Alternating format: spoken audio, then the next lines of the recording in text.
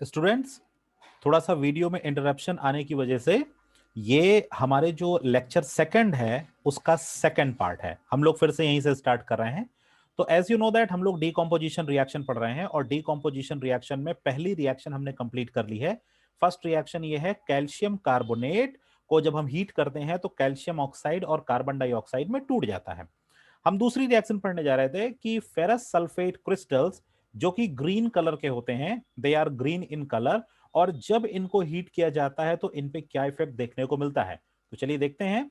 इनको हम हीट करते हैं तो हर बार हम हीट नहीं लिखेंगे, हम यहाँ पे एक ट्राइंगल का सिंबल ही बना सकते हैं और ये ट्राइंगल का सिंबल जस्टिफाई कर देगा कि हाँ, यहाँ पे इनको हीट दी जा रही है। ठीक है, और नीचे हम लिखेंगे डीकॉम्पोजिशन।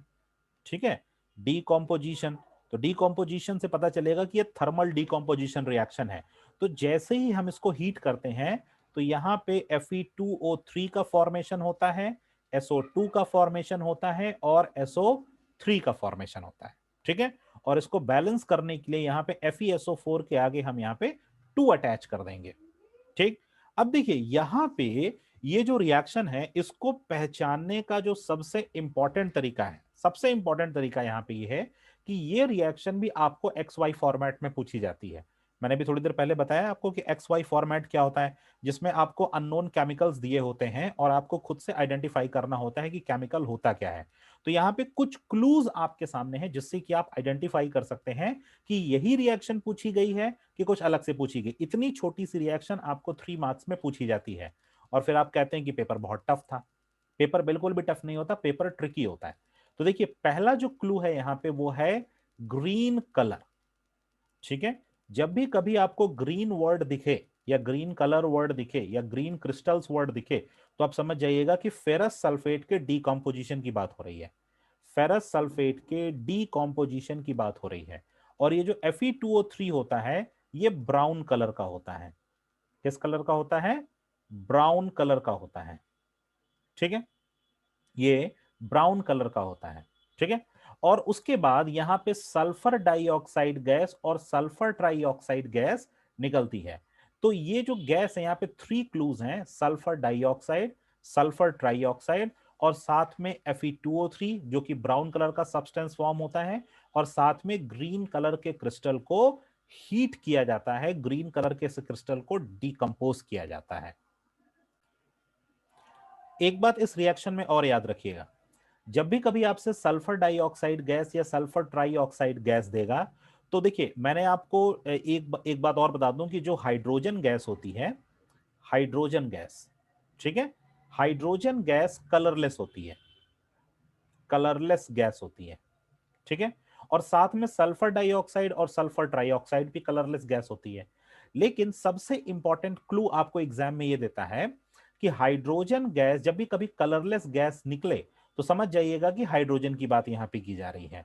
ठीक है, वो हाइड्रोजन की बात कर रहा है। जो भी क्वेश्चन दिया हुआ है अगर कलरलेस गैस देता है या पॉप साउंड वर्ड देता है तो आप समझ जाएंगे कि हाइड्रोजन गैस दिया है। लेकिन कैसे पहचानेंगे कि सल्फर डाइऑक्साइड है या सल्फर ट्राइऑक्साइड है? इनको पहचानने का एक तरीका वहां पे दिया होता है, वहां पे देता है पंजेंट स्मेल, पंजेंट स्मेल या ओडर। स्मेल को हम ओडर के नाम से भी जानते हैं। ठीक है, पंजेंट स्मेल या पंजेंट ओडर। पंजेंट का मतलब होता है चुभने वाली महक, ऐसी महक जिसमें आप सरवाइव नहीं कर सकते, आपको सरवाइव करना मुश्किल हो जाएगा। ठीक है, तो जब भी कभी फेरस सल्फेट का डीकॉम्पोजिशन रिएक्शन आपसे कहेगा तो ग्रीन क्रिस्टल्स को हीट करने की बात कहेगा और साथ में पंजेंट स्मेल की गैस वहां से रिमूव हो रही होगी। जब भी पंजेंट स्मेल की गैस रिमूव हो तो आप बिल्कुल समझ जाइएगा बिना किसी डाउट के कि सल्फर डाइऑक्साइड और सल्फर ट्राइऑक्साइड गैस वहां पे रिमूव हो रही है या सल्फर डाइऑक्साइड या सल्फर ट्राइऑक्साइड का फॉर्मेशन हो रहा है। ठीक है, तो ये हमारी रिएक्शन नंबर 2 थी। चलिए आगे बढ़ते हैं। अब पढ़ते हैं रिएक्शन नंबर 3। तो रिएक्शन नंबर 3 है लेड नाइट्रेट। लेड नाइट्रेट का फॉर्मूला होता है PbNO3 whole twice, PbNO3 whole twice. ठीक है, इसको भी हमने क्या किया, हीट प्रोवाइड किया, मतलब डीकॉम्पोजिशन, डीकॉम्पोजिशन। ठीक है, और डीकॉम्पोजिशन के बाद ये टूटा PbO plus NO2 plus O2। ठीक है, लेड नाइट्रेट टूटा लेड ऑक्साइड में, उसके बाद नाइट्रोजन डाइऑक्साइड में। चलिए मैं सबके वहां पे नोटेशन लिख देता हूं।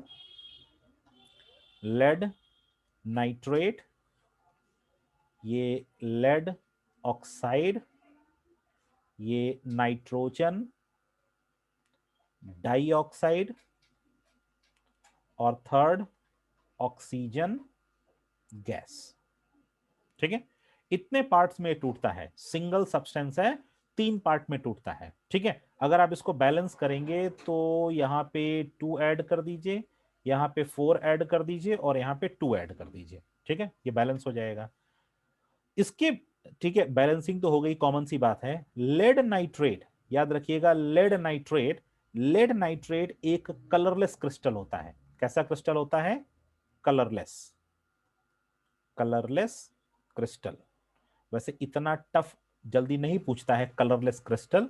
ये जो लेड नाइट्रेट होता है, जैसे अभी आपने आयरन सल्फेट देखा जिसको हम फेरस सल्फेट कहते हैं, आयरन सल्फेट ग्रीन कलर का होता है और लेड नाइट्रेट कलरलेस क्रिस्टल होता है। ठीक है, अगर कभी कहता है colourless crystal heated, colourless crystal heated and formation of brown fumes takes place, इस रिएक्शन को पहचानने का एक क्लू दिया होता है, ब्राउन फ्यूम्स।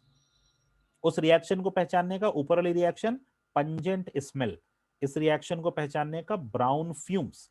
तो जब भी कभी ये वर्ड आपको दे दे ब्राउन फ्यूम्स, तो आप समझ जाइएगा नाइट्रोजन डाइऑक्साइड की बात की जा रही है, क्योंकि नाइट्रोजन डाइऑक्साइड जब भी निकलता है तो ब्राउन फ्यूम्स के साथ निकलता है।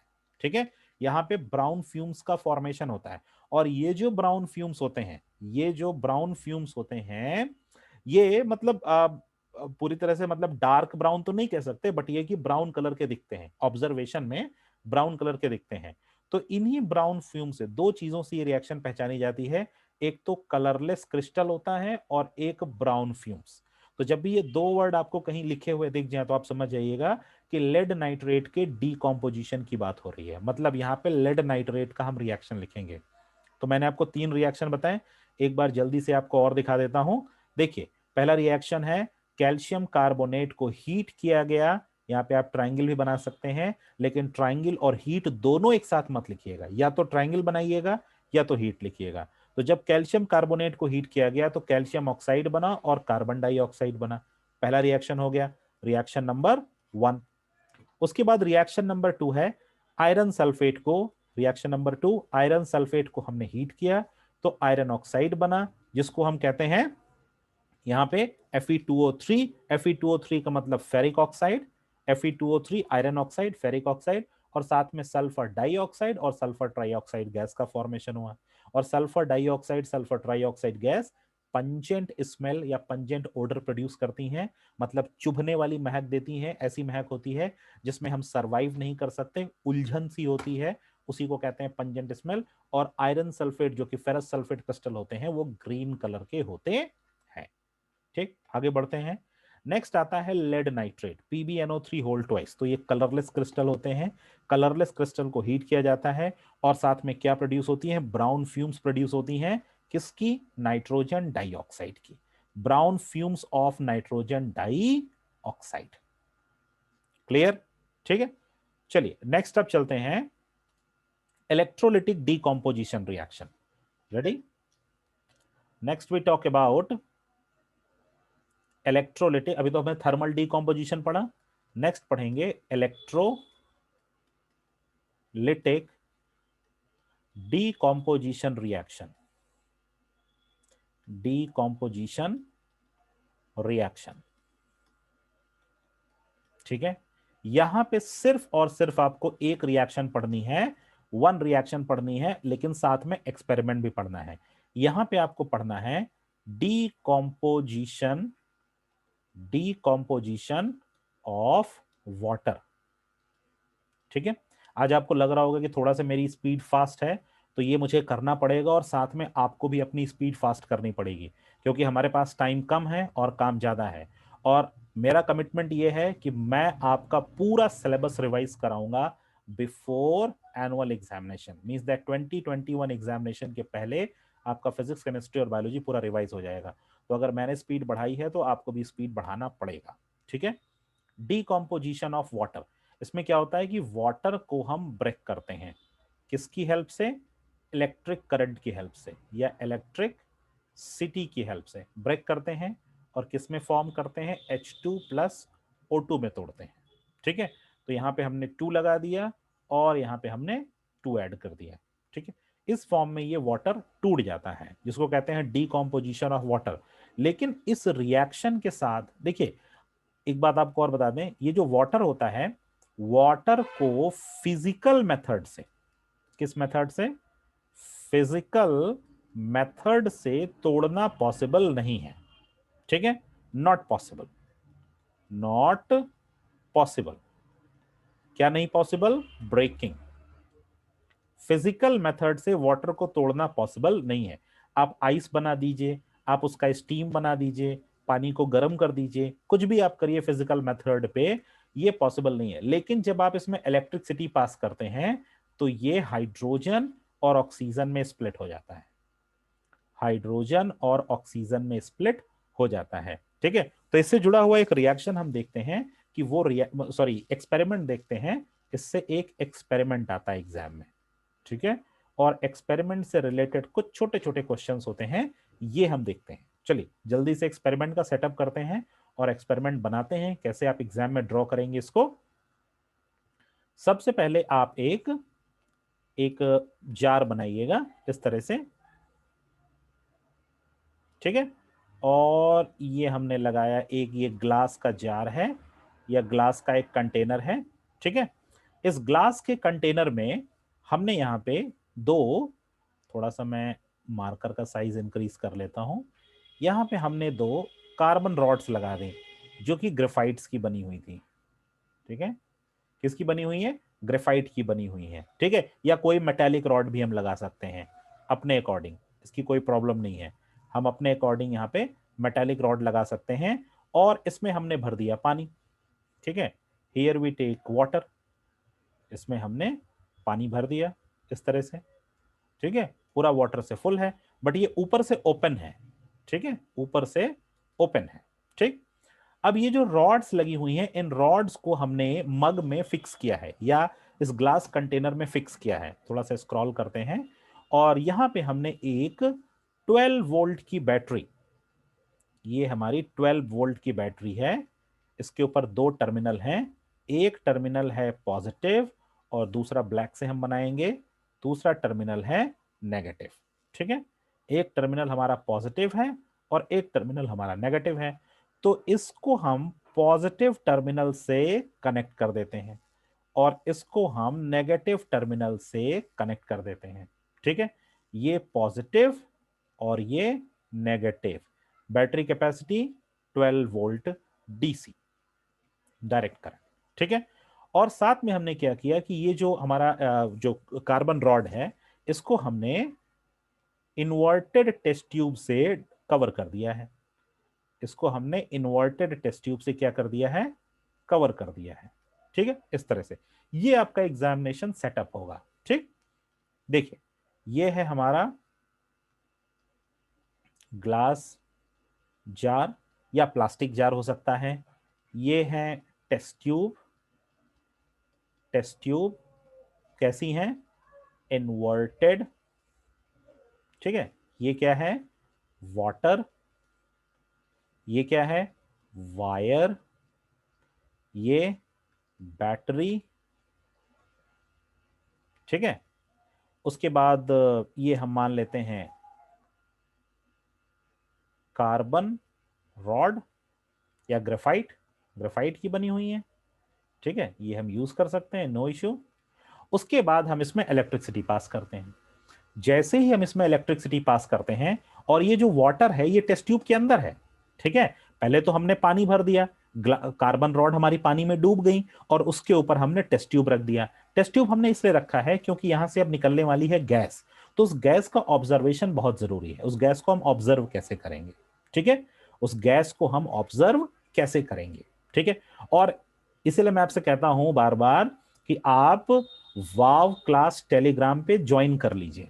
जब ज्वाइन कर लेंगे तो ऐसे एक्सपेरिमेंट आपको वहां पे देखने को मिल जाएंगे। ठीक है, डे बाय डे आने वाले समय में ऐसे एक्सपेरिमेंट आपको वहां पे देखने को मिलेंगे। तो इसीलिए मैं बार बार कहता हूं कि आप वाव क्लास टेलीग्राम पे जरूर ज्वाइन करिए, ठीक है, और हमारे चैनल को भी सब्सक्राइब करिए ताकि आपसे एक भी वीडियोस मिस ना हो और आपकी पढ़ाई कंटिन्यू चलती रहे। तो ये हमारा सेटअप है। इस सेटअप में क्या करना है कि अब जैसे हमने इलेक्ट्रिसिटी पास की तो it start moving, electricity move करने लगी, ठीक है, वाटर में जा रही है, अब वाटर स्प्लिट हो रहा है। अब ध्यान से देखिएगा स्क्रीन पे, यहां पे जो ये पॉजिटिव रॉड है, पॉजिटिव को हम कहते हैं कैथोड, सॉरी, पॉजिटिव पार्ट को हम कहते हैं एनोड, ठीक है, और नेगेटिव पार्ट को हम कहते हैं cathode. Negative called as cathode and positive called as anode. अब जैसे ही यहां से इलेक्ट्रिसिटी फ्लो होती है, मतलब ये हमारा पॉजिटिव टर्मिनल है, ये नेगेटिव टर्मिनल है, तो यहां पे छोटे छोटे बबल्स दिखाई देने लगते हैं। रॉड के सराउंडिंग में छोटे छोटे बबल्स का फॉर्मेशन होता है, ठीक है। इन बबल्स को मैं अलग अलग कलर से बनाना चाहूंगा ताकि आपको समझने में थोड़ा आराम हो जाएगा, और इनको मैं पर्पल कलर से बना दे रहा हूं, ठीक है। रॉड्स के साइड में सराउंडिंग में आपको बबल्स देखने को मिलते हैं। क्वेश्चन ये उठता है कि ये बबल्स हैं क्या, किस चीज के बबल्स हैं। आपको इतना तो पता ही है कि जब वाटर को हमने स्प्लिट किया तो ये किस में टूटेगा, H2 प्लस O2 में टूटेगा, हाइड्रोजन और ऑक्सीजन में टूटेगा। तो हाइड्रोजन वाले बबल्स कौन से हैं और ऑक्सीजन वाले बबल्स कौन से हैं, ये बिग क्वेश्चन है। देखिए मैं आपको आइडेंटिफाई करने का तरीका बता रहा हूं, सुनिए मेरी बात ध्यान से। जब ये वाटर टूटता है तो ये डायरेक्ट H2 और O2 नहीं बन जाता, पहले ये टूटता है H प्लस में और O2 माइनस में, ठीक है, H प्लस में और O2 माइनस में। जब ये H प्लस और O2 माइनस में टूटता है तो मतलब ये है कटायन, जिसको हम पॉजिटिव आयन कहते हैं, पॉजिटिव आयन, ठीक है, और ये है अनायन, जिसको हम क्या कहते हैं, नेगेटिव आयन, ठीक है, अनायन नेगेटिव आयन। तो क्या होगा, देखिए हमेशा अपोजिट चार्जेस एक दूसरे को अट्रैक्ट करते हैं, लाइक चार्जेस तो अट्रैक्ट करते नहीं, अपोजिट चार्जेस अट्रैक्ट करते हैं। तो कैसे अट्रैक्ट करेंगे, अब आपको थोड़ा थोड़ा आइडिया मिल रहा होगा। ये जो पॉजिटिव वाला टर्मिनल है और ये जो नेगेटिव वाला टर्मिनल है, पॉजिटिव की तरफ कौन अट्रैक्ट होगा, नेगेटिव अट्रैक्ट होगा। मतलब यहां पर O2 के बबल्स आएंगे और इधर H2 के बबल्स आएंगे। मेरी बात समझ में आ गई। जो पॉजिटिव का टर्मिनल होगा, ये जो पॉजिटिव वाला टर्मिनल है, ये किधर आता है, ये चला जाएगा नेगेटिव के पास। मतलब पॉजिटिव आयन जो होगा, जो कटायन होगा, वो नेगेटिव के पास चला जाएगा और वहां पे हाइड्रोजन गैस के फॉर्म में प्रोड्यूस हो जाएगा। और जो नेगेटिव है वो पॉजिटिव आ जाएगा और किस फॉर्म में प्रोड्यूस हो जाएगा, ऑक्सीजन गैस के फॉर्म में प्रोड्यूस हो जाएगा। तो मतलब कहने का कंक्लूजन यहां पे ये है, अगर हम यहां पे कंक्लूजन लिखें, ठीक है, इसका कंक्लूजन ये है कि यहां पे दो टर्मिनल हैं, एक है एनोड और एक है कैथोड। तो एनोड ये वाला पॉजिटिव है और कैथोड ये वाला नेगेटिव है। मुझे पता है आप में से बहुत सारे लोगों को एक कंफ्यूजन क्रिएट हो गई होगी, anode cathode and cation and अनायन। बहुत सारे लोगों को कंफ्यूजन क्रिएट हो गई जो यहां पे पहली बार देख रहे हैं या जिनको ये कॉन्सेप्ट नहीं आता है। मैं आपसे बिल्कुल क्लियरली बताना चाहूंगा, एनोड और कैथोड बैटरी के टर्मिनल्स होते हैं और कटायन एंड अनायन आयंस होते हैं, जो चार्ज पार्टिकल्स होते हैं, जो मूवमेंट करते हैं। तो जो टर्मिनल्स होते हैं, एनोड पॉजिटिव होता है और कैथोड नेगेटिव होता है। इसको लिख लीजिए कहीं पे, लिख लिया, ठीक है, एनोड पॉजिटिव और कैथोड नेगेटिव, ये हो गया खत्म। अब आता है कटायन। कटायन क्या है, positive. Cation positive and anion negative, ये आयंस होते हैं, they are called as ions, ये आयंस होते हैं, ठीक है। तो anions negative, cations positive, anode positive, cathode negative. तो हमको टर्मिनल पे बताना है कि कौन कौन से गैसेस प्रोड्यूस हुई। तो एनोड पे कौन प्रोड्यूस हुई, O2 ऑक्सीजन गैस, और कैथोड पे कौन प्रोड्यूस हुआ, हाइड्रोजन गैस, H2 गैस। ये है इस एक्सपेरिमेंट का conclusion. On anode oxygen gas released, on cathode hydrogen gas release. एक बहुत ही रेलेवेंट सा क्वेश्चन आपके एग्जाम में पूछता है जो बहुत ही ज्यादा इंपॉर्टेंट होता है, वो रेलेवेंट क्वेश्चन है ये है कि जो देखिए H2O हमने यहां पे पहले से लिख दिया आपके सामने, ठीक है। क्वेश्चन आपसे ये पूछता है कि जो अमाउंट हाइड्रोजन गैस का होता है, अमाउंट हाइड्रोजन गैस का होता है वो ऑक्सीजन से, ऑक्सीजन गैस मतलब O2 गैस से डबल क्यों होता है, O2 गैस से डबल क्यों होता है। ये बात सच है, हाइड्रोजन गैस का अमाउंट ऑक्सीजन गैस के अमाउंट से डबल होता है, but the big question is why, क्यों, ऐसा क्यों होता है। वो इसलिए होता है, अब आप इधर देखिए, ये वाटर के मॉलिक्यूल को देखिए, इस वाटर के मॉलिक्यूल में 2 हाइड्रोजन एटम्स होते हैं और 1 ऑक्सीजन एटम होता है। 2 हाइड्रोजन एटम्स होते हैं और 1 ऑक्सीजन एटम होता है। इसीलिए जब स्प्लिट होने के बाद गैस प्रोड्यूस होती है तो हाइड्रोजन गैस का अमाउंट ऑक्सीजन गैस के अमाउंट के डबल हो जाता है। यही एक रीजन है यहां पे, ठीक है। हाइड्रोजन गैस का अमाउंट ऑक्सीजन गैस के अमाउंट के डबल हो जाता है, यही यहां पे मेन रीजन है, ठीक है। तो आज हम यहीं पे रुक रहे हैं, इसके आगे हम लोग नेक्स्ट टर्न पे चलेंगे। नेक्स्ट टर्न पे अभी हम लोग बात करेंगे फोटोलिटिक डीकॉम्पोजिशन रिएक्शन, और उसके बाद हम लोग पढ़ेंगे डबल डिस्प्लेसमेंट रिएक्शन, और हो सकता है उसके बाद हम लोग पढ़ें redox reaction, corrosion and rancidity, ठीक है।